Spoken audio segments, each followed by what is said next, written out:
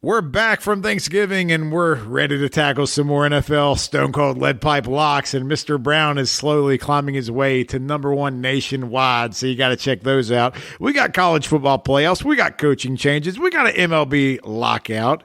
It's December, but we got sports. This is the We Don't Know Sports podcast. Stay tuned.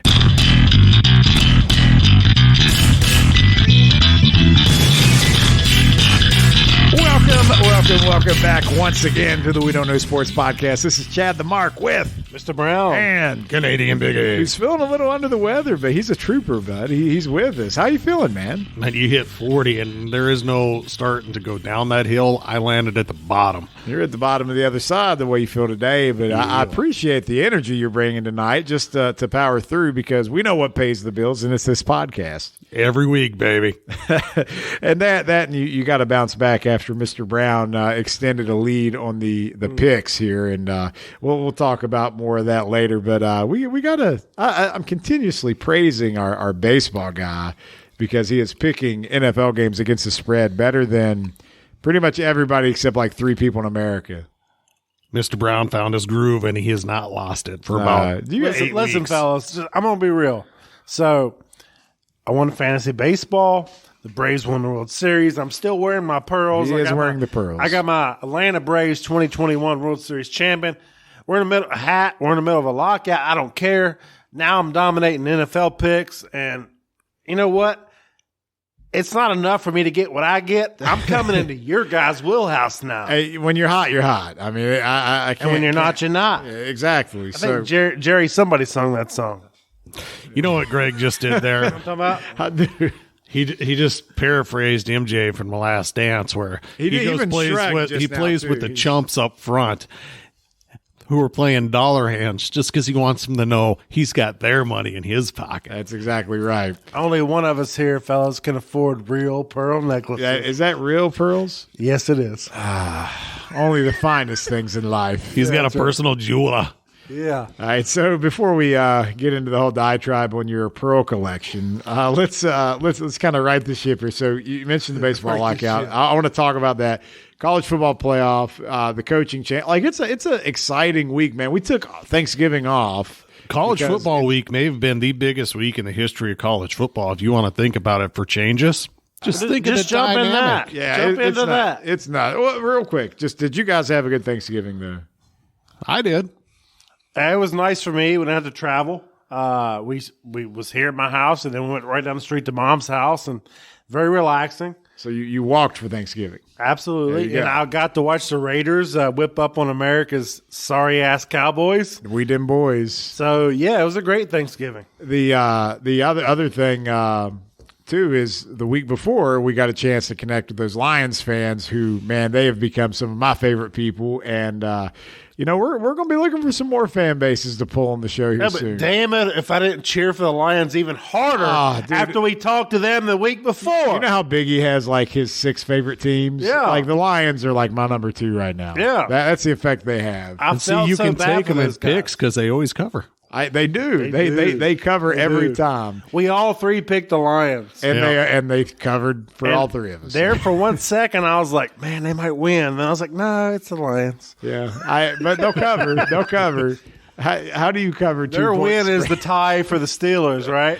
That's their win? Well, they felt like they might as well just have lost. Yeah. So, all right. So let's go to the college football world real quick. So just start with the playoff. Are the 4 teams that are in there right now going to be the 4 teams that are in there next week? You got Alabama, Georgia, Alabama, Michigan, Cincinnati. I think so. I think that Alabama will beat Georgia in the SEC title game. Really do. That'll put them both into the playoff. If Alabama loses with 2 losses, they're out. They're out. But I think that they'll win on Saturday. That'll put them and Georgia into the playoff. I think that Michigan wins by 2 scores over Iowa. And I think that Cincinnati does the same. Although Houston's won 10 straight. They are a really hot team. I think the 4 that are there right now are going to stay. So, not being a diehard college football fan, let me ask you, Canadian Biggie, why do you think Alabama is just going to just roll on Georgia here? Because Georgia has been head and shoulders above everybody else. So before he answers, Georgia, what their best win is Arkansas? or maybe Clemson. And here's the thing. Before we knew how bad Clemson was. But and here's the thing. Alabama is not as good as Georgia, but they can beat Georgia. Okay. They're not like terribly far away. I think Georgia wins though. So why is Alabama winning this game? Because it's Nick Saban versus Kirby Smart. This has happened 3-4 times in the past. That's all the logic you need. It really is, sadly. Somehow, and maybe I'll be wrong this time, but Georgia finds a way to lose these games with Kirby Smart. They did it in the title game a couple years ago when Tua had his coming out party. They're down 13-0 at halftime. Alabama's defending national champs. They've won how many games in a row? He benches Jalen Hurts, throws in Tua, and they come back from 13 down. The one thing I want to see in this game is I want to see Alabama get out to a lead, because I saw where Georgia has played less than 10 minutes of game time this year, trailing. Yeah. Now, they don't score a ton of points, but they get out early. They're never behind. I would like to see – that's one thing with Georgia, dominant in the trenches and in defense. Their offense is average at Their best. quarterback is always average. Let me ask you this. I'm not a diehard college football fan by any means, so I'm being educated here. We should do picks in college football then instead. We should. Yeah. Make I them would still changes randomly next year. win somehow. Anyway, so Georgia, Alabama, it's the conference championship game, right? Correct. Is it a neutral field? Yes. It's in. Well, then there you go. It's wherever the Falcons play. It's Why in Georgia, would they not though. play at Georgia's home field? They should get home field. Well, it's always neutral site for the conference championship. That makes no sense to me. No, it does, because if you like got the Big Ten plays theirs in Indianapolis. yeah. So what happens if you got two teams that are 7-0, 8-0 in conference? How do you determine who gets home field?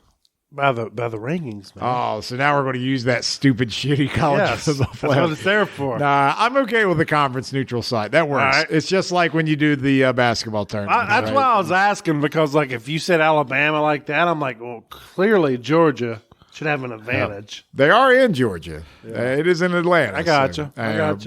But those The other tickets two sell teams that early. are sitting God, out I'm there, rooting for the Bull. I'm rooting for Georgia right here. I'm telling you. Yeah. Oklahoma State and Notre Dame. Notre Dame doesn't have another game to play. Notre Dame's not getting in. No, and Oklahoma State, I don't know if they beat Baylor. Well, all right. So here's the thing: Notre Dame can get in if Iowa wins, and What's Baylor sad is- wins. But would Baylor get in before Notre Dame?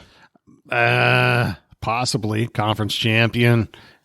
I think that Houston's won 10 straight. They upset Cincinnati. Georgia beats Alabama. Now, Cincinnati and Alabama are both out. You got Georgia at 1, Michigan at 2. I think Notre Dame ends up at 4, and somebody leapfrogs them for 3. Who? Take Oregon. They'd be a Pac-12 champ. What do they do against Utah? I know they got slaughtered, It's not Oregon. but it's not going to be Ohio State. It could be Oklahoma. Nah.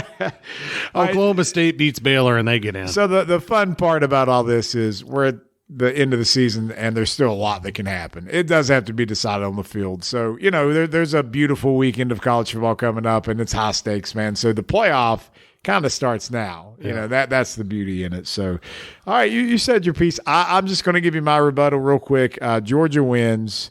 Alabama's out. Michigan wins. They're number 2. Oklahoma State wins. They jump in. Cincinnati finishes number 3.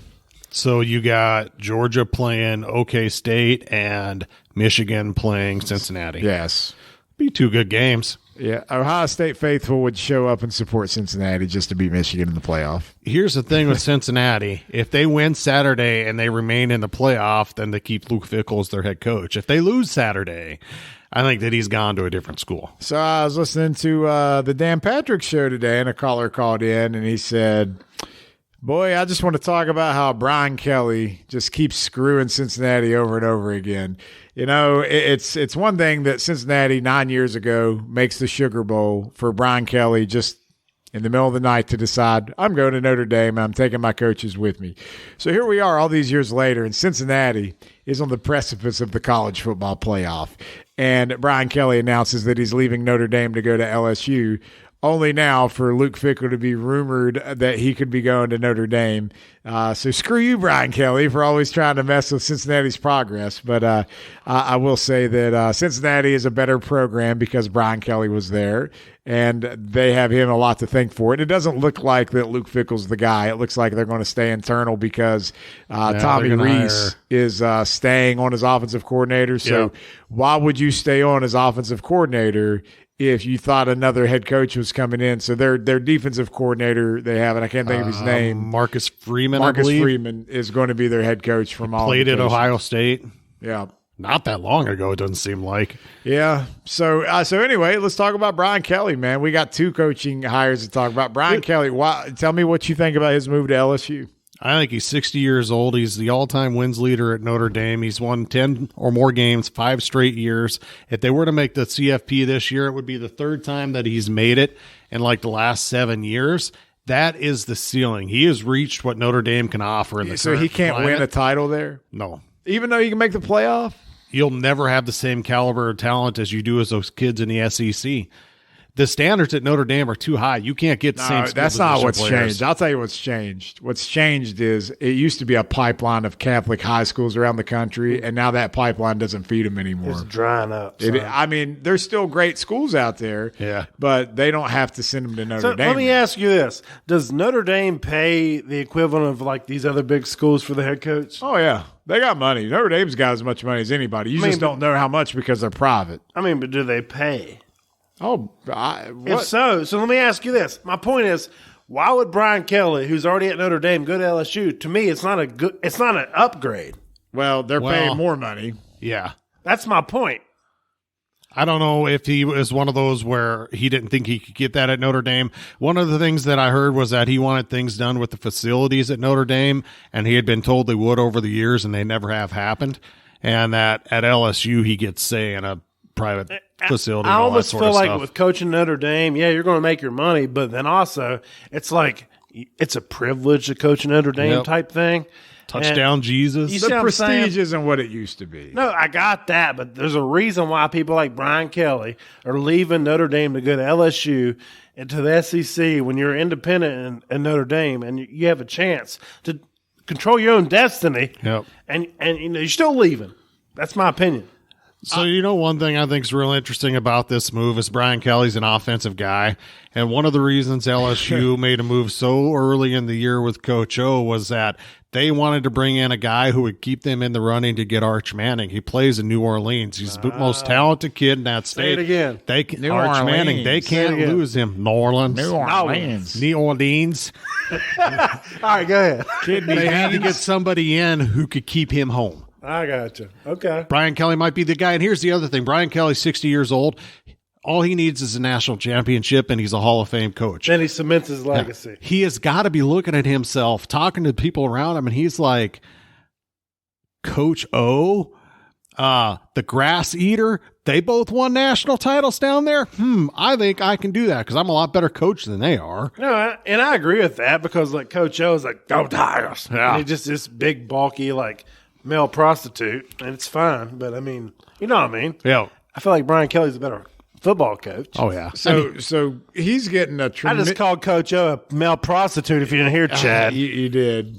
I want to say it again. Say it for everybody in the back. No, I just said it for you because you weren't paying I'm in attention. the back. Yeah, You're in the back. So Kelly's contract at Notre Dame, it's kind of hard to figure it out because they're private. They don't have to release don't have it. to. They don't But- produce it. So the estimates was he was probably making like $3 to $5 million. So now he's making what, 10? 10 million a year. 9, 10 a year? Yeah. Well, he got I So think it it's a doubled. 10-year, It's a $90 weird million package. contract. But some of the things they figured into it Like were the extras, like the Well, amen, brother. I mean, if that's all it takes, go Tigers. he gets two $1,000 a month vehicle allowances or two company cars. He gets a certain number of hours per year of the private jet for him and his family. Yeah. They're giving him a no interest loan up to 20% of the cost of a house, up to $1.2 million. It's crazy. So here's the thing, though. Culturally, does he fit in the SEC and LSU? Because I don't see it, man. I don't either. It's different. It's very like, different. has he ever, like, what makes you think he's getting Arch Manning? I'm not saying he is. I think from the LSU side, they might feel Right. that way. I mean, what happens if he goes down there and goes 4-8 like he did his first year at well, there's Notre too much Dame? talent. He's a good coach. Is there too much talent? Yeah. LSU doesn't. No, that's part of the reason why Edo's gone. Like, there's No. talent to be gotten. But Ed O's gone because his offensive coordinator, Joe Brady, left after they won the national title. No, but So did 22 Edo's a great players in the recruiter. NFL. He's not a good X and O. Edo's guy. not even a great recruiter. He just happened to be at a school that can recruit. I'm just saying. He's known to be recruiting is what got him the job. He's To Farmer bring kids Fran. You know, that's what it is. He's a better recruiter than he is X and O's. Yeah, you know what it is. I mean, you know, for us Mountaineer fans, it's Bill Stewart. Yeah. I mean, that's what he is. But Well, you know where I think that Arch Manning goes? Ole Miss. yeah, Lane Kiffin. I mean, the His legacy's dad, there. Cooper, the oldest of the Manning boys, played at Ole Miss, or he started there and they needed the injury and had to end his career. His granddad played there. I think that he goes to Ole Miss. I mean, I can see it happening. All right, so will Brian Kelly win a national championship for LSU? Yes. I don't think he will. I say that he'll coach there for 5 to 7 years until he's probably 65, 67. Those 5 to 7 years, he wins one national title. I think his best chance is if Nick Saban retires in the next 5 years, and if he's not fired in the next 5 years, then he's got a chance. Well, the thing about him getting fired is he built that into his contract also, where they have to pay him like 90% of the rating amount. If he wins a national title, And then they fire then he's him. guaranteed to get Yep. every dime on his contract. That is genius because it happened to two guys before. Yeah. The other move that was made with Lincoln Riley, Yeah. I've been saying, I don't know, for like 2 months now, USC needed to hit a home run. Like, Isn't they that could a be home run? Alabama West.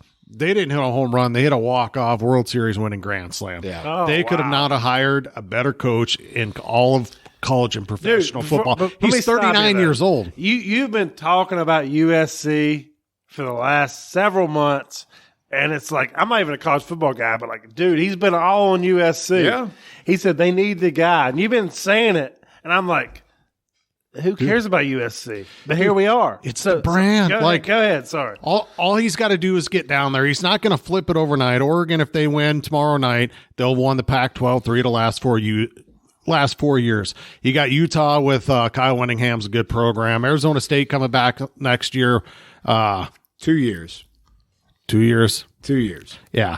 He's just got to shine up the old SC Trojan a little bit.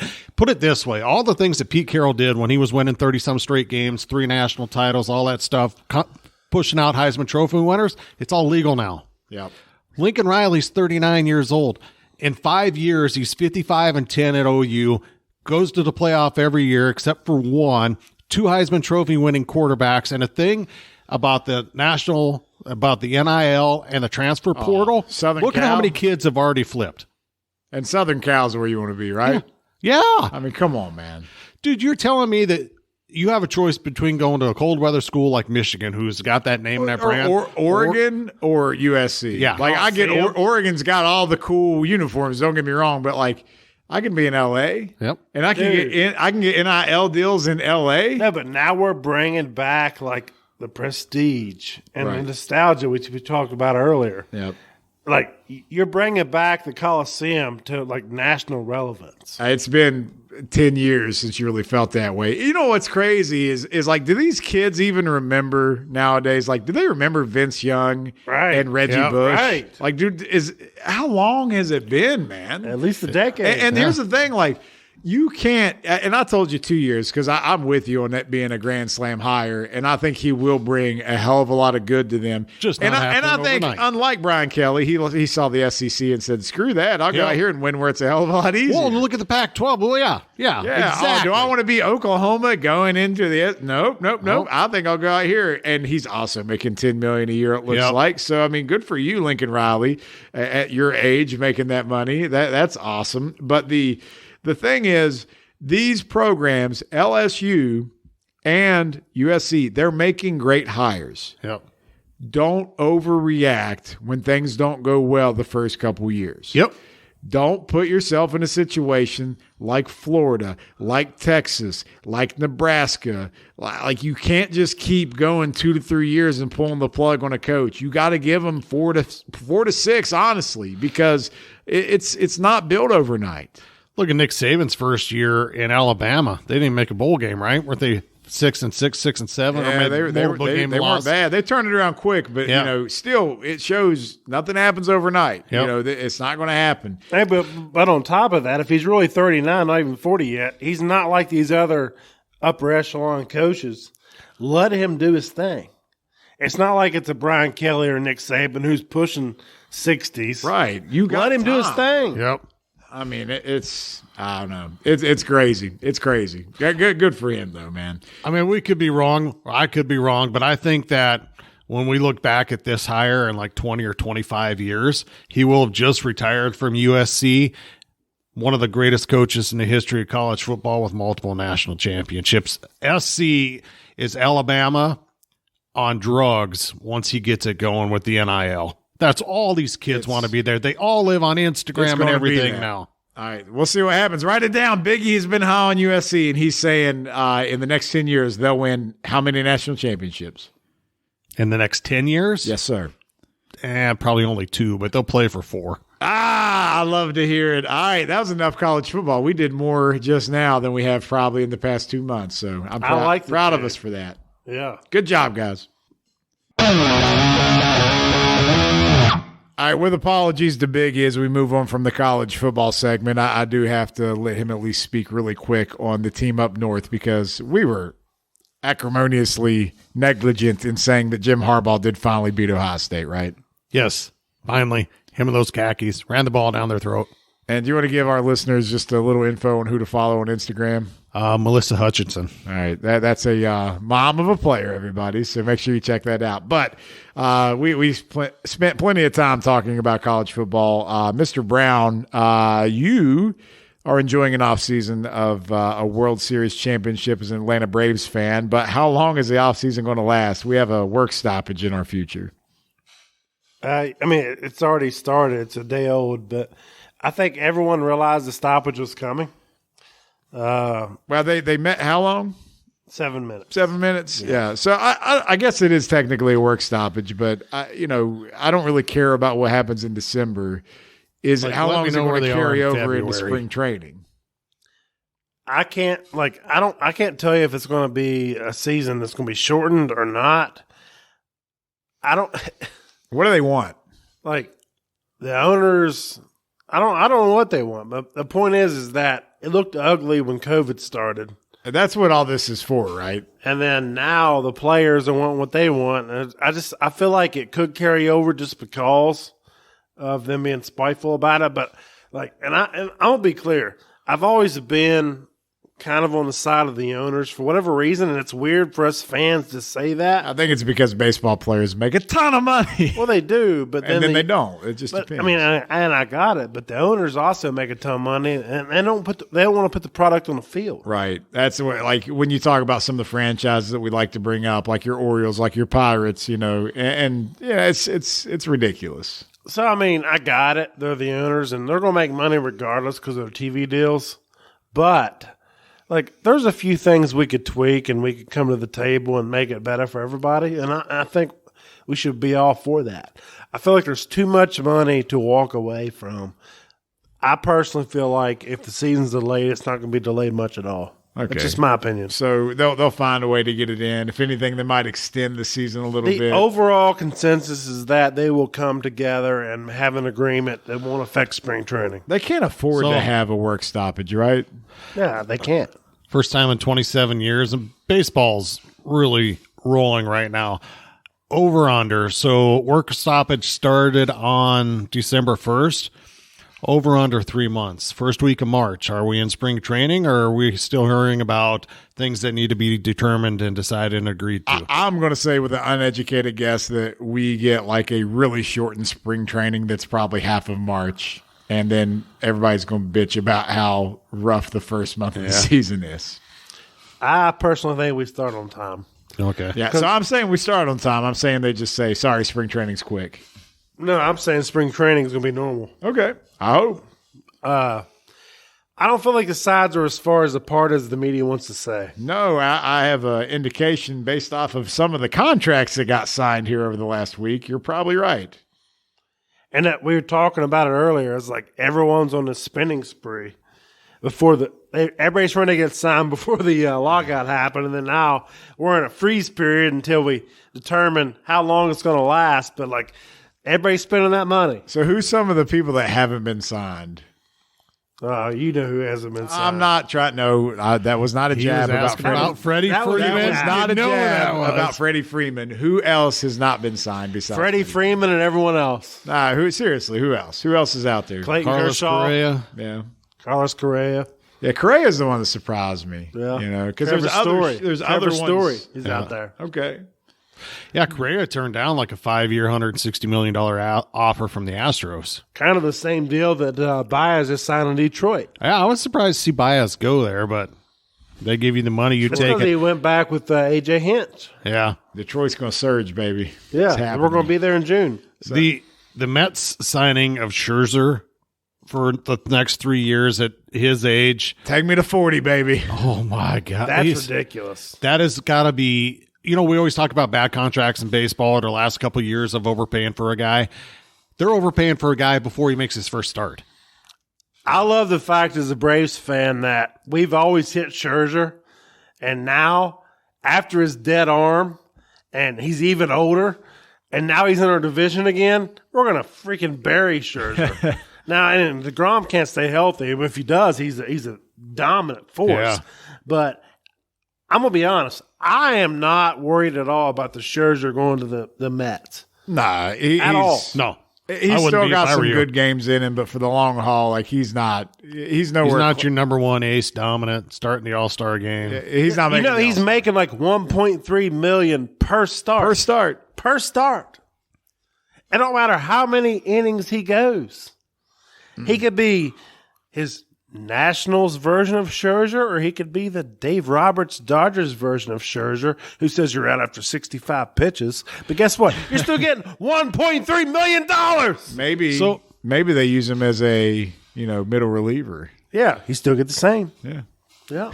Texas Rangers have different ownership than they did when they signed Alex Rodriguez, right? Yes. So somewhere in that area of Texas, they just like paying $300 million for shortstops from the West Coast. That's what like they Seager do. got. What did he get? 10 years, $325 million. That's right.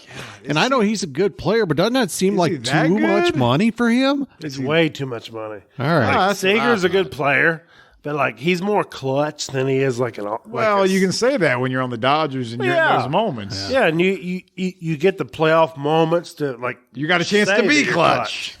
But then, like, I can't tell you that he's any better than Simeon, who's also a shortstop that they signed. Yeah, the Rangers went out and did a bunch. Simeon was third in MVP voting in the American League this year. Which is nuts. Behind Ohtani and Vlad. But he had You're telling me that he's not as good of a player as freaking Corey Seager? No. What? Who plays second base? I guess the guy who made less, so it's Simeon. Well, that's how it works. That's what they did with A-Rod and Jeter. No, the Dodgers have Seager move over when they brought in what's his face to sweet and slide into home plate. No, Trey Turner played second base. Oh, I thought Trey played short. No, they moved Trey to second. Gotcha. Now Trey is back to short where he should be. Yep. Okay. So it sucks because we lose our hot stove for like the next how long? A month? Yeah. We'll see. Long enough for me to hold on to the Mariners signing the American League Cy Young winner and trading for Adam Frazier and maybe bringing in Chris Bryant. Dude. Best offseason of my life. Movers and shakers up in the Pacific Northwest. If I was a Mariners fan, I would be excited. When we talked about Adam Frazier, I was like, dude, I'm excited for that move for you because he's very versatile. And then you got Robbie Ray, who you picked up in fantasy for a spot start, and the rest rode him all year. The guy grunts like Serena, Venus, Combo Williams. He grunts he grunts better than both of them. And every time he releases a pitch, he's no Sharapova. And now he is your ace. So you got to feel good. I do. Hey, did you see about what the Reds have been doing? Hold on. Yeah. All kinds of moves. Yeah, so they're like the big lots team. The only time I hear the Reds is when I hear how Castellanos is going somewhere else. But they got a good Hall of Fame. They do have a nice facility. They have got good Skyline hot dogs. Chili. They have some good hot dogs. But all right, on that note, I don't want to talk about baseball anymore. I hate you guys. Yeah, that sucks. Welcome to my life.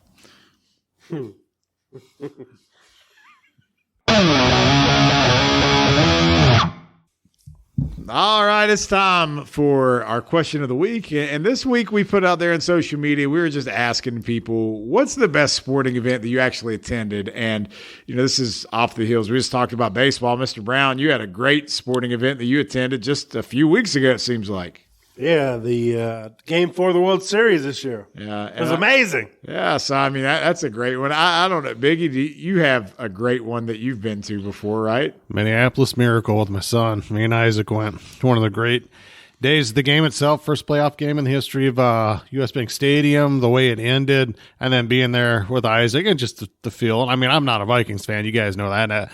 It's just amazing. I know they're in your top three now. You look at these different ones on here, and like that one's super special for me because it was with my son. And when you read some of these different ones on here, people missing a loved one and a sporting event's what they refer to, just shows you how much sports hit home. It does. So let's shout some of these out. I mean, we got some good ones. I'm gonna go first. We got Ben Schwartz out there. First Twins game I went to after I moved to the Twin Cities. So we're back in Minneapolis here for this.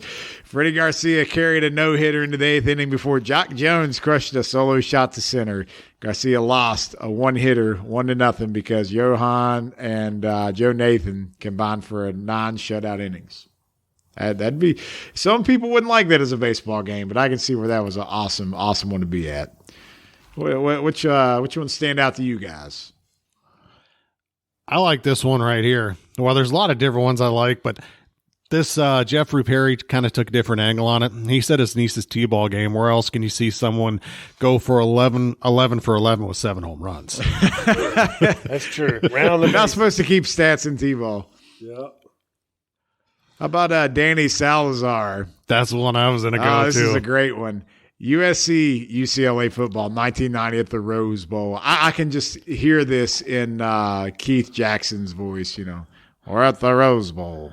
It's not the granddaddy of them all. But anyway, 45-42 final. Marinovich versus Maddox. Incredible game. Johnny Morton caught a touchdown in the back corner of the end zone in the final minute. Deafening crowd. My ears were ringing for days. I bet, man. That's like apex USC UCLA rivalry stuff right there. 2 quarterbacks that went on to play pro football. One played for the XFL. Mr. Brown, what about you? Got any over there, man? Nah, I saw Troy Adam, Game 6 of the 2002 World Series.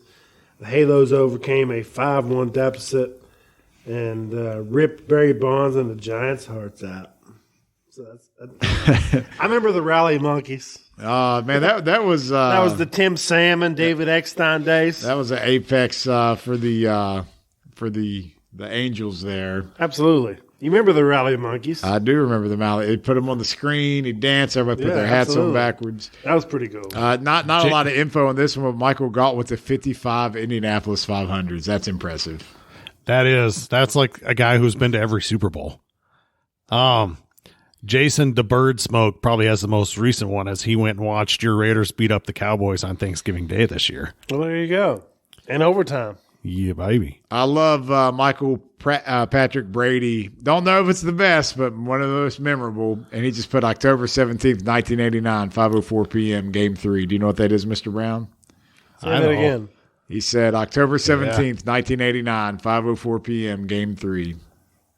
Is that the earthquake? That is the earthquake. Good job, man. But, he was there for the earthquake. Could you imagine? Dude, this is the moment we fall into the ocean. That's good shit. What about this one? Michael Wayne, 1998. WWF King of the Ring, Undertaker versus Mankind, Hell in a Cell match. You know which one that is, right? Where he threw him off the cage. Hell yeah. That's awesome. I mean, you don't say it's not sports. That's real to me, damn it. Could you imagine being there for that? That'd be nuts. I mean, because like, Shout out to Michael Wayne. yeah, you didn't have a cell phone in your hand back then. You were just watching it, wondering if the man died or not. Yeah. Michael Graham, Game 7, 1997 World Series. Extra innings, Marlins win. That was over. Who was the closer for the Indians?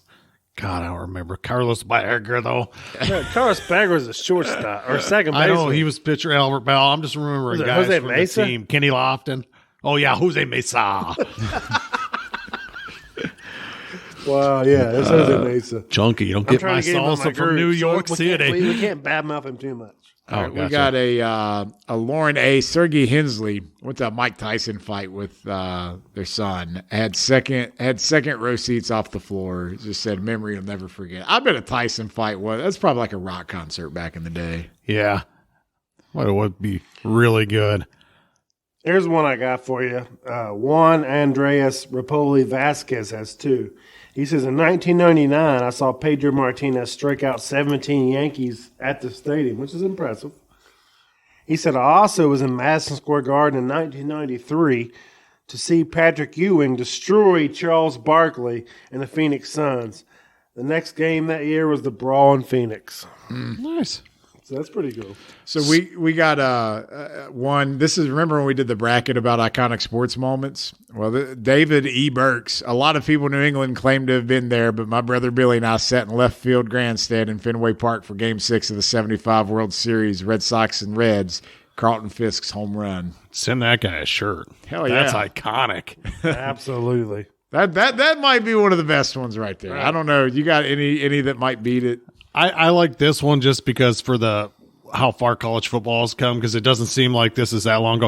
1998, Tennessee Volunteers versus Florida Gators at Neyland Stadium. First overtime game in the history of the NCAA. Tennessee beats Florida 2017 in overtime. Game. I like Christopher Brinkman just because this is like the third Malice at the Palace reference we've had. He was there for that one. Could you imagine being there at the Malice? Depends on where you sit at. Yeah.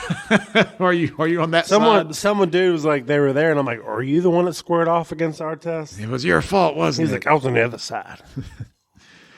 Friend of the show, Zach Ford. You haven't read that one yet, right? Nope. Friend of the show, Zach Ford, probably game 1 of the 2012 World Series. This is me right after Pablo Sandoval's third home run, and he's cheesing it from ear to ear. Yeah. And Solo, got to put this out for my dad. He was a season tickets holder for the Baltimore Colts and attended the 1958 greatest game ever played up in New York, which that was also in the bracket, but did terrible because people don't remember it. So we got any hockey ones? I don't have hockey, but I have UFC. Top fan Jesse Steele said UFC 264, Poirier versus McGregor in Vegas. The crowd was awesome. The entire card was entertaining. Again, that stuff's got to be like rock concerts. Right. I mean, that's like going to watch a Kiss concert. We appreciate our top fans. We do. They represent well. I'm just scrolling through here to see if we got any personal favorite. Matt Tolbert, 2013 when the Bulls snapped Miami's 27 game winning streak, which, by the way, just got a heads up. The Bulls are about to blow that big lead they had against the Knicks. What'd you get an alert that popped up on that one? I got one too. One of my buddies, top fan Jason Parker Hudson. I'm a diehard Miami Hurricanes and Atlanta Braves fan. I saw the Canes beat Oklahoma for the national championship in the Orange Bowl in 1988. A few weeks ago, I was at Game 4 of the World Series, for the Braves win. 2 days I'll never forget. And the funny part of this story is me and Jason Parker Hudson was trying to meet up at the World Series. It didn't work out because of our schedule, but we've since messaged since. But we were at the same game, and we didn't get the chance to meet up and talk about it. See, that's the beauty about we don't know sports, baby. We're just networking like crazy. Yeah. But do you remember the 88 championship game? Canes, Oklahoma.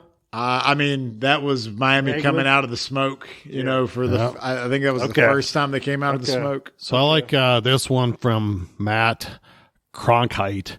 As an MJ fan, 1984 USA basketball versus Indiana University alumni All-Stars at Assembly Hall. Jordan on the Olympic team, coached by Bob Knight. Isaiah Thomas on the IU All-Stars. No way. Yep. That's cool, man. Like that's a little slice of history that people don't know about. That's funny because That's good shit. they hate each other, and here you got his college coach coaching MJ against him. What about Franklin Taylor Jr.? My 25th Detroit Tiger game. First time I saw them win in person, it took 28 years. I responded to him because I see that. I was like, that's great, but terrible at the same time. Wow. So that's a fan. Here's what I wonder what this would feel like, because soccer is such a big sport internationally. It just hasn't taken off that way here. Jim Middleton. I'm from England. In the UK, the biggest sporting event I've ever been to was the FA Cup final between Arsenal and Ipswich Town. And unfortunately, Arsenal, his team, lost 1-0, but it was a great experience. That's, the Mecca. That's like their Super Bowl. It definitely is. I did find a hockey one. Chuck Clark throws out the Miracle of Manchester. I don't even know what this is, but it says the night the Kings beat the Oilers, coming back 5 down. Oh, by the way, my ticket cost $7.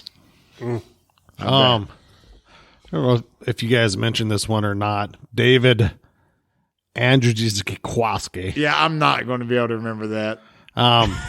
No way I can pronounce his last name. Sorry, David. Mark Burley's Perfecto with his youngest daughter. That had to be a pretty cool day. Sorry for butchering your name. I got something to add to that. So I caught a home run ball from Dwayne Wise in Philly, first year of the stadium, and Dwayne Wise was the player who's preserved that perfect game with a jump over the center field, over the center field. So Dwayne Wise, Mark Burley, it all circles around, baby. I got a ball signed up there by Dwayne Wise. I'll just close with this last one, guys, because we can't read all of these, man. But we appreciate your all's comments. Olivia Johnson, she said she goes by Liv. Well, she went to Super Bowl Liv, L-I-V, watching her Chiefs win a Super Bowl. So that had to be fun if you're a lifelong Chiefs fan, finally see them get over the hump. But like, there's great ones on here. I saw somebody ran the Boston Marathon. They put that on there. Like, that's not attending an event. That's being in the event. So hats off to you. But, always keep a lookout for those questions. We'll put it up once a week so we can talk about it on the show. And, guys, we love hearing from you. And you know what? There's a couple people in here we might be trying to track down to come on the show and talk about that experience one day. So thanks for sharing, everybody. And, it makes me feel really bad about how I have not attended anything that great. I've only seen heartbreak, and it sucks. Well, you're a Mountaineers fan, a Bengals fan. I mean, that's all I got. Get. I can just say I was at the post 9/11 NFL games. That was good. This is like the favorite thing that we do for me, just because you see all these different personal experiences on here, and we've all had the same ones that you hold on to. I don't know. It's just really cool. The sports pulls so many people together. Hell yeah.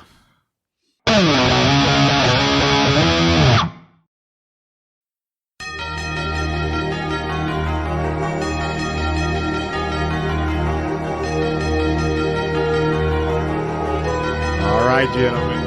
It is possibly an unlucky week because it is week 13 of the NFL season, right? Yes. That means eventually Mr. Brown might have a losing record, but we're back for the week 13 NFL Stone Cold Lead Pipe Locks. And for those of you who've been following along at home, and if you haven't heard us say it already once on the show, Mr. Brown is kicking ass and taking names. He's got a record of 179-1, and that puts him in first place. Biggie, you're pulling up second. And, of course, as soon as I go to read it, a stupid notification pops up. But your record is 93-86-1, and then I'm almost back to 500. I feel like every 3 weeks I get to say I'm almost back to 500. 88-91-1. So I'll take it. What's amazing is there's only been one push all year, so good job, Vegas. You're doing a good job keeping honest men out of all of us. And we're kind of watching the Cowboys and Saints here in the background. We all picked the Cowboys to cover. They're 6.5-point favorites whenever we locked that in. And right now it's only a 3-point game, so time will tell if that's going to hold up for us. But let's get right into it and go with some of these matchups. And we're going to go right off with a doozy. The Tampa Bay Buccaneers are on the road to the Atlanta Falcons in the dome where they got the little hole in the top they can open up. It's a little tiny thing. It looks like a bird's nest. You can do that there. It doesn't matter, though. Tampa Bay is a 10.5-point road favorite going into Hotlanta. So here's the thing. Atlanta finds a way to play games close even when they shouldn't. Win or lose, I love Tampa Bay. I like how they'll finish the season. I see them only winning by 10 points. So I'll take the Falcons for the cover. All right. I'm taking the Tampa Bay Bucks because I have no faith in the Falcons whatsoever. I feel like the Bucks are going to roll at least by 14 points. I'm just trying something here. Do you know what the Falcons' record is? Not good at all. What do you think it is? They've won, 4 games? They're one game under 500. Really? Yeah. They've gone on a little tear here. 5 and 6? Yeah, 5 and 6. Okay. So I was very surprised when I saw that. No. But I'm also taking Tampa to cover because it's just Atlanta, man. They can win some games, but they haven't played anybody really good lately. They're coming back down to earth here, so you get to be a lone Falcon. How does that feel? That sounded sad. It doesn't feel good at all. I'm just going on a hunch here. That's you did give him 10, just not 10.5. Yeah. So that means we got to get 11 out of this, buddy. All right, how about the Arizona Desert Cardinals on the road to everyone's favorite monsters of the Midway, the Chicago Bears, where they looked rejuvenated with the red rifle, but the Cardinals are a 7.5-point favorite on the road. Hammer the Cardinals. You got D-Hop and the midget quarterback coming back this Can't week. say midget. You have to say little person. The short quarterback's coming back this week. Calamari. I think they win by 14 points. Calamari. See, I was going to double down. Is the muscle midget back this week? And you said yes. So I'm going to take the muscle midget and the Cardinals. I guess when you say it together, it's okay. Yeah. I don't know. At least I said muscles. Yes, So you're that's doing a compliment. compliment and a detraction. Yeah. So Correct. So it equals out. Yeah. It's a backhanded compliment. You just can't do it double negative. Arizona again. They're definitely covering that game. I think this is one of those games where they were like, I did see Kyler Murray at the beginning of the credits of Wolf of Wall Street, for the record. He was muscular. I guess.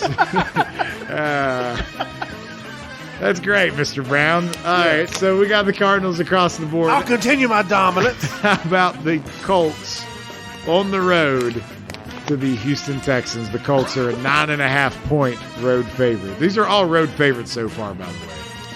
Road dogs have been great this year. Well, road teams at just overall have been great this year. Give me the Colts to cover. Bounce back. I think they win this game by 21 points. 9.5, in case you need to remind me. No, I like the Colts. I like what they're doing lately, and the Texans. I mean, the Texans have been sneaky here. I like the Colts. Okay. Hands down. I was just trying to get you to pick the Texans. It's definitely the Colts. Not even close. All right, so we're aligning here. Let's see if we do it as this is a tough one. Because, Mr. Brown, you and I talked about how we've become Lions fans. But Big E's, one of his favorite teams are the Minnesota Vikings. They're going on the road to Detroit. The Vikings are a 7-point road favorite. This game really sucks because neither team is playing great, good, awesome football, anything like that. The Vikings will win this game. For whatever reason, the Vikings and Lions are always close. I like the Vikings to win. I like the Lions to cover. I'm going to go Vikings because I just want to gain another ground on you. Another game. Okay? Yeah. I know the Lions are close always, but they never win. At a certain point, their luck runs out. Morale has to be destroyed because they just keep fighting and eventually they never win. So why would they just keep showing up? Is it for Dan Campbell? Well, they're at home. Now that you picked against them, they're going to win. It's karma. Can't go against your friends. See, in Detroit. I feel like this is the type of crap he pulls where now Minnesota will cover. And it's, but he has this thing that covering. revolves around him this year where that's not a good pick. If I would have made it, it wouldn't hit. Right. It's when your shit don't stink. I mean, who needs potpourri? So I picked the Lions. So You're picking the Lions. You're the lone wolf. Despite this being Big East's third or fourth favorite team, depending on the week what we're talking about, I'm gonna deliver a better skull than even he does. I'm sure you will. Even better than his son does. You ready? Let's see it. Skull! My God, the microphone just broke. Need a drum now. Skull! Even better. He doubled down on that one. You love it. All right. Come out of the closet, Mr. Brown. I'm conflicted on this next game. It's the Chargers, who I don't think the Chargers are very good, but they're one of those teams that can play really well when things They just are go right. so Jekyll and Hyde. They're bipolar. No if there ever consistency. was. So I don't know if they're going to take their medication or not. If they do, I hate it, but they're playing my Bengals. And the Bengals this is the first home favorite we got. The Bengals are a 3-point favorite. I'm just go ahead and telling you right now, every time I pick the Bengals, they lose. So I'm picking the Chargers just because I hope it's like last week when I picked the Bengals. Like, I'm sacrificing this every week just for the karma that I'm not allowed to have things I enjoy. So I have to pick the Chargers to cover, and I hate myself for it. That's fine because you win either way. You got to look at it like that. You win either way. I guess it's taking any loss away from me. Yeah. But you're right this week. This is a bounce back game. Last week was a real bad game in Denver against the Broncos. So this is the week that the Chargers come out, look like a real team, win by 4 points. Then next week they'll go back to looking like a crap team. You got to catch them on a week where they've won, and then you can pick your Bengals and be happy. If the Bengals win, they'll have 8 wins. And if you would have said Cincinnati had 8 wins at the beginning of the season, I would have just taken that in a heartbeat. For the whole season? Yes. Okay. Let alone at this stage. So your pick? Remind me again. 3 points, Bengals at home. Against the Chargers. I'm sorry, Chad. I'm picking your Bengals. I mean, if it means they win, I accept that. I don't like them going across the coast, the Chargers. I feel like the Chargers have way more weapons, but we've been saying that all year and they don't deliver. Nah, they do sometimes. Like, they're like the equivalent of the Denver Broncos. Same record as the Broncos, and the Broncos have no weapons. I can't. What's going on? Can't explain that. Can't. So, I'm going to take your Bengals, as much as you hate to hear me say it. I don't hate to hear you say that. You've been really good at picks and actually enjoy hearing you say that they're going to cover. So You just gave Chad a sense of ease, comfort. He'll sleep well tonight. yeah, my pants got tighter for some reason. And let me reconfirm that this has nothing to do with me thinking my Raiders are going to sneak into the playoffs. The Raiders are dog shit, okay? Let me make sure that's clear. This has nothing to do with my Raiders. This has everything to do with your Bengals. And I hate to tell you that, but it has nothing to do with my personal interest. I believe you. I don't think the Raiders are going to sneak in any way whatsoever. All right, give me your lone wolf. See, that was with emphaticness. It wasn't the kitty cat meow. I love that. Hoo day, baby. All right, the Giants on the road to Miami. God, I feel like Miami are always in these just like unwatchable games. And here we are with another one. Yep. But Miami, have they won 4 in a row? Yes, they have. And they're a 4.5-point home favorite. Smash the Dolphins on this one. The Giants didn't look so hot on Monday night. They'll get more of Saquon this week, but I don't know, even if he is healthy, what he can do to offset what they don't have on offense. Dolphins have won 4 straight, and in that winning streak, Tua's playing some lights-out football. All right, a couple things. I picked up Tua in our fantasy league because I need a quarterback. So he's my third quarterback on my roster. Also on top of that, I put Tua versus Kyler Murray, the muscle midget. Calamari. And Tua leads every single category except for passing yards across the board. And everyone wants to shit all over him. So guess what? Dolphins are going to roll. I'm going Dolphins. You know, Tua is – you just had to get him healthy and on the field. And it was funny because not too long ago, we were just like, he's done. He's like RG3. Got Trevor Deshaun Watson. He's out of the league. Yeah, Can he even be a done. backup? And here he is, like, rallying the tree. Like, sometimes, man, when you play conservative offense, it allows your defense to highlight some strengths, and that's what Miami's doing right now. Miami wins this game, but they don't cover. They win by field goal. So I got the Dolphins winning, but I guess that makes No, we're all across the board. We all picked Miami. Never mind. I thought we had a lone wolf there. We Hold don't. together, Chad. Sorry. I scribbled. I changed my pick like 3 times and got confused. The Eagles, man, another dog shit game on the road to the Jets. Wow. The Eagles are a touchdown favorite. Another dog shit game to pick is correct. There's been a few games this week that if you're betting money on these, you really, really have an issue. I'll say this. The Eagles are another one of those teams that you don't know what to expect from one week to the next. They can go out and beat the hell out of the Broncos and then come home and lay an egg against the Giants. Yes. Or maybe it was in the Meadowlands. I'm not sure. It doesn't 13-7. The Jets, over the last 3-4 weeks, have looked like more of an actual NFL team. I'm going to take them to cover at home. I think the Eagles win the game, but I think that it's like a 14-10, 17-13 type. You said 7 points? 7 points for the Eagles on the road. I'm going to Eagles. I'm also taking the Eagles. I think maybe the Jets have looked good for like 1 week, but you're saying you feel like they've looked like a better team for a few weeks? 3 of the last 4. Really? Yeah. I guess I don't remember that, but it shows how much Jets football I've been watching here. So you're the lone Jet there, buddy. I don't know what you want to do for that. I refuse to do anything positive for them mother effers, so I will just say riding. I don't know. I don't even know what to do there. Just spell it for us. Jets. Jets. Fighting Robert Salas. Just for the record, I think I got that one last week, didn't I? You did. Emphatically. Mm-hmm. So, But there's brother, a big difference there. embrace You it. can go for them. I can't. He's a week late getting on that bandwagon. Yeah, embrace it, brother. I will not. I'll say it's the Fighting Robert Salas. If you want to catch the cream of the crop, then you got to sell it, brother. Ooh, yeah. He says the cream always rises to the top. Dig it. The Washington emails are on the road to where no one can be bipolar as much as the Chargers as the Raiders can. And the Raiders are a 1.5 point home favorite against the Washington emails. Mr. Brown, do you care to go first since it's your Raiders? I'm going to watching the emails. That's it. He talked enough about how he didn't really have faith in his Raiders earlier, I guess.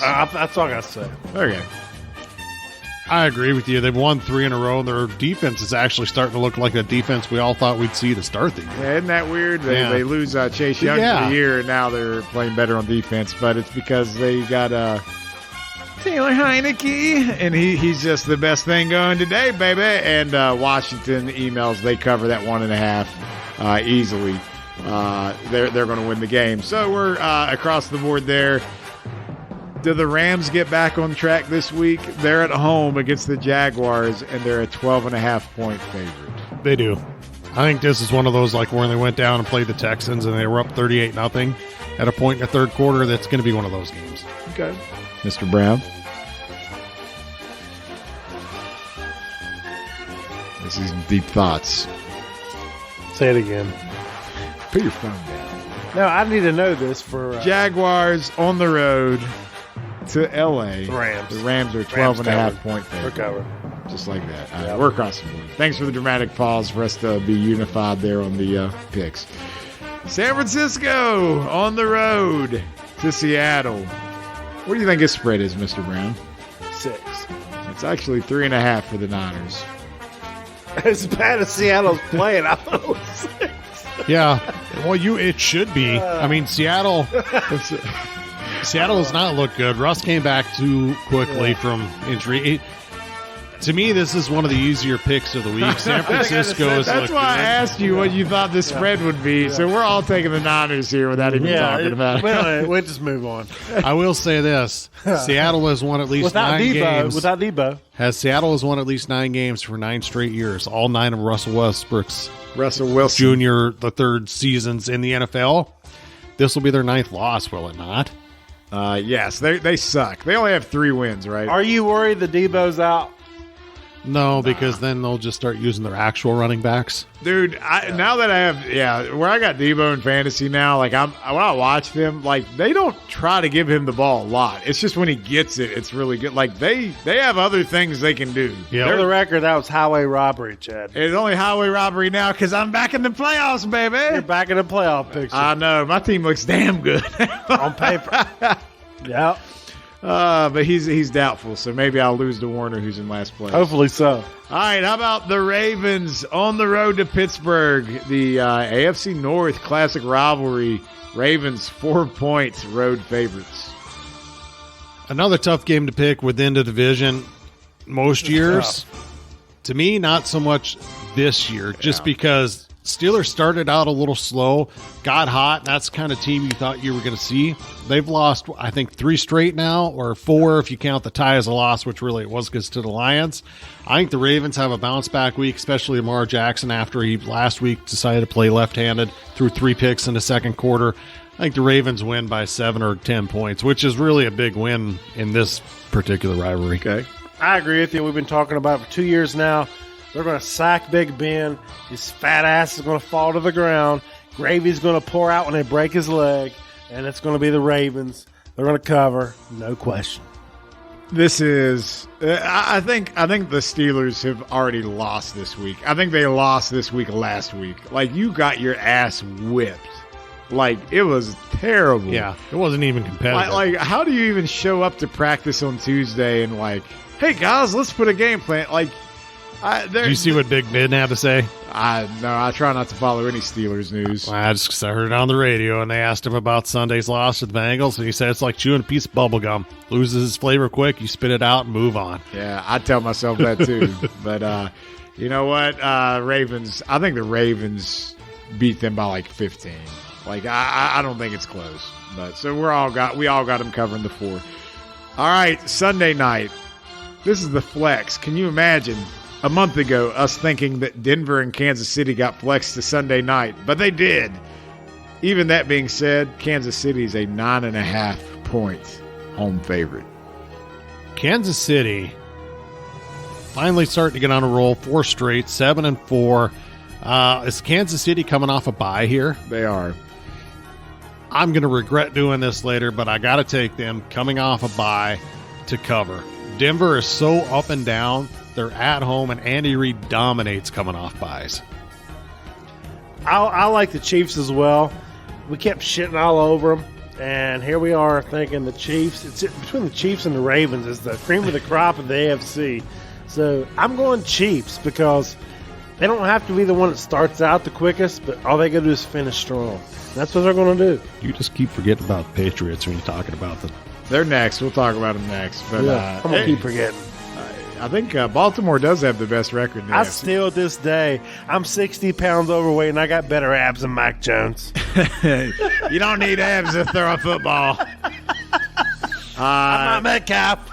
You know what? Go ahead and shoot me on this one. I got Denver covering. 9.5's too big for me. I think Kansas City has looked better lately, but I don't know why. I just don't think. I think Kansas City wins, but I think they win by a touchdown.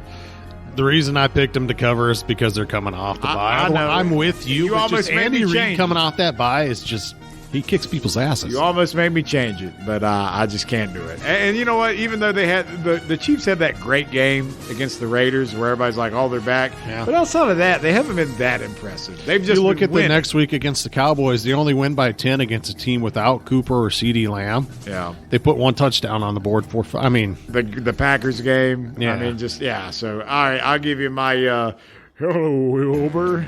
Yeah, because the Broncos are my lone wolf. All right, last game Monday night. New England on the road, where nobody circles the wagons quite like the Buffalo Bills.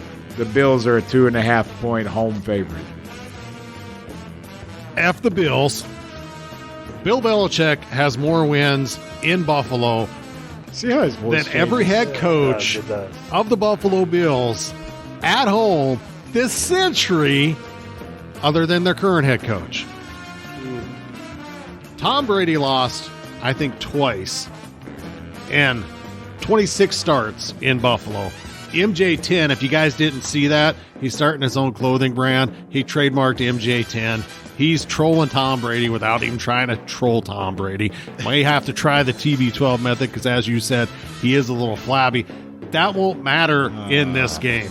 Patriots are rolling 6 straight. All that Belichick got carried by Brady bullshit we heard last year sure did go out the window pretty quick. Back to the Patriots running the AFC, boys. So, do you wanna pick this game now, Mr. Brown? Yeah, I'm going the opposite Canadian Biggie because his heart's on his sleeve, and I'm going to get another game here. So you're taking the Buffalo Bills. I'm taking the correct pick. All right, the Buffalo Bills. I mean, they're a good team.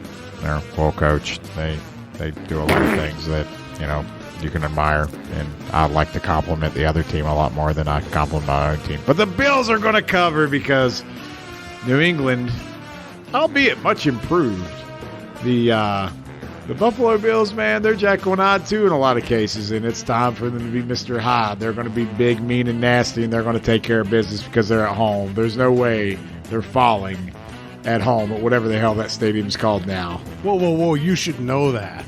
You are the stadium name guy. I know, but Isn't it New Era? No, it's not. It's like Highmark or something like that. Oh, yeah, it is Highmark. Blue Cross Blue Shield. Highmark. See, I did know what it is, damn it. All right. Give us something, Mr. Lone Patriot. Bill Belichick is coming. The rest of the NFL knows it. Mac Jones has arrived. Fly, baby. That was terrible. I had something else I wanted to say. No, we're gonna go ahead and cut your mic off now before the obscenities get out of hand and I lose all audio capabilities. But that has been your Week 13 NFL Stone Cold Lead Pipe Locks.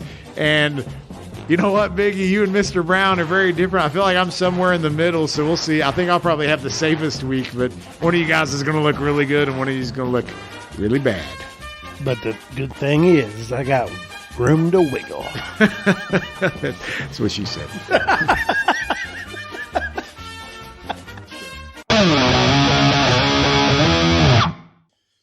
All right, guys, it's been fun. It's been a blast. And Biggie, you and I were talking about something that we like to bring up frequently. Not frequently, but maybe like once a month on the show. You sent us a clip this morning of a little wrestling action. Make wrestling great again. Man, it was. We got fire and tables and reverse DDT onto a table on fire, and then when he goes to pin him, his back's still on fire. Still on fire. That was legit. That's awesome. And here's the thing, it's awesome because it doesn't happen like every week, but we've mentioned AEW a time or two, and I got lambasted a little bit for actually buying a pay-per-view of theirs, but you know what? It's been enjoyable, and we were watching a little MJF and CM Punk stuff earlier, and if you want to just watch somebody that's good at being a regular asshole, that's MJF, man. That's one of my favorite guys, but I can't tell you the last time I've watched any other wrestling besides AEW. I haven't watched anything other than AEW in months. I think the last time I watched something through the WWE was WrestleMania, maybe. Yeah, I didn't really even watch that. But you know what we need to do? There's all these like local like wrestling things that pop up from time to time where it's like, come out to Elroy's Barn. We have an XMC XTW championship bout tonight. And it's like in some guy's hayfield. Why don't we ever go to those? Like, dude, there is a local promotion around here. A guy we went to high school with. We know him, and like he's invited us out. But like, why don't we go to that? Why don't we make a plan and go watch? We're way too cool to get excited for that. I'm not saying get excited about, but it'd be there's worse things to do on a Wednesday night in December. Maybe, I don't know. Go out there and watch. It'd be fun. I mean, like you go and you watch some of these guys that made it big into the WWE, like Matt Hardy and Jeff Hardy, and that's where they started wrestling, like when they were in frickin' Eleanor at the city park, jumping off a frickin' top of a pavilion. Exactly right. So here's my question. I just want to kind of wrap up this before we say bye to everybody. If you were a wrestler, what would your name be, and what would your finishing move be? Whoa. All I've ever thought about is entrance music. Well, if I were a wrestler, my name would be the Notorious B.I.G., because it fits. Now, you would have to say the Notorious Big. Yeah. Because you can't say B.I.G. because that'd be copyright. And then my finishing move, although I may have 2 or 3 that I switch between, would start out as a crossface chicken wing because it hurts like a motherfucker. You're bringing out your inner Bob Backlund. Oh, he's a great American. Yep. I'm going to go to my wrestling roots and my video game creation. I would go with the Dominator, which no one does today. Nobody does the Dominator. I think it's because it is a pretty dangerous move. Like, there's no easy way to fall on your stomach like that. Like, we are the nation of domination. Yeah. It's great. I was watching that as a kid, not ourselves. realizing it was all about, like, the Black Panthers, essentially. I know, but then, like, damn. Damn! Like, how good are you to have a catchphrase? You can go to a WWE event and just buy a shirt that says "damn." Yeah, it's great. And you know what It's it great. is. I love it. Like, I do that at work sometimes, man. I just get upset about something and just Yeah, exactly. damn. So that's I mine. think it makes you feel better. That's good. I like the Dominator, but I would go with the submission route. I would just do the figure four, but do it inverted. Instead of having the guy laying on his back while you're doing the figure four, you do it while they're on the. I think they call it an Indian death lock, but that's probably not PC. So I don't know what you call it now. But Indigenous peoples' lock of life. yes, the tree of woe, if you will. But that's more something you do in the corner. But anyway, you remember when Bret Hart used to do the figure four around the ring post? Yeah. That was badass, man. Like that, the figure four, though, legitimately, like you can break somebody's leg with that. Dude, it hurts bad. Like all you gotta do is put a little bit of tension on it, and that person taps out. Yep. How come nobody does that in UFC? I want to see a figure four one time in the UFC. Well, you'd have to kick a guy in the nuts first, and then you could maybe slap it on him. That's no ref stoppage for the low blow. It'll So be okay. none of us went with the high flying off the top rope move. I wonder why. no moonsaults, no 450 splashes, no regular splashes. That's just too far for us to fall. The one that appeals to me is the Chris Benoit. Am I allowed to say his name? Yes. The headbutt. Yes. That one would hurt both ways. Oh, yeah. Yeah, I think I probably contributed to his CTE and the untimely demise there. But, Yeah. so maybe not the most well-advised move. Yeah, I'll go with the Macho Man flying elbow. They did. I don't know if y'all said this, but another one I liked, obviously my one would be the Dominator, but I also love Dean Malenko. The Texas Cloverleaf, Oh, it was amazing. the man of 1,000 holds. That's great. One of my favorite skits of all time is when Chris Jericho said he was the man of 1,004 holds. So he goes and he comes out and he's got like the paper and he throws it out in the ring. It rolls out like a Santa Claus list. Yeah. And he's like, I'm going to name all of them right now. And he's like, arm drag, body slam, Texas toe hold, arm drag, suplex, chicken wing, arm drag. just Like, kept saying and it. then it goes to commercial and it comes back and he's still reading them. I mean, that's good TV right there. Dean Malenko just makes me think of ICP. The Great Malenko. Ha ha. We had to, it's just Chad not a loves show. him some ICP. It's not a show. We don't get ICP. They were wrestlers too, Malenko. right? Yep. The Oddities. That's who they hung out with there for a while. But that's showing our age now as we're going back to the Attitude Era. But that's enough wrestling. I appreciate y'all's finishing moves. And if Greg ever gets me in the Dominator, you got to grab my feet, get me down before he slams me because I won't get back up. Now that you're light, I absolutely can put you in the I know. Dominator. I see this happening at the plant. In the matter With some of alcohol months, involved. we've gotten to the point where I'm like, yeah, let's wrestle. I don't want to kick somebody's ass if we're having a few drinks. Now I'm like, no, I'm the guy that you're gonna toss around. Now he's the luchador. Yeah, I gotta be like Hoovy. Arriba la raza. Ole! Ladies and gentlemen, that has been the We Don't Know Sports podcast. Thank you for sticking with us through this post-Thanksgiving show. We'll see you same time next week. Bye-bye. Viva la raza.